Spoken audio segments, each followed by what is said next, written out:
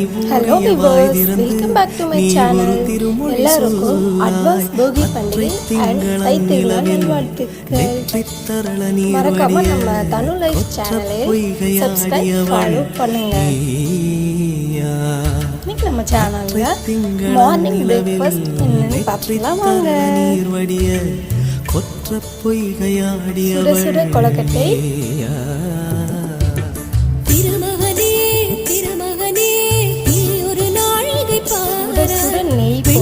புறவியில் வந்தவனே மேல்விழி மொழிகள் கேளாய். அற்றை திங்கள் அந்நினவில் கொற்ற பொய்கையாடுகையில் ஒற்றை பார்வை பார்த்த சாம்பார்,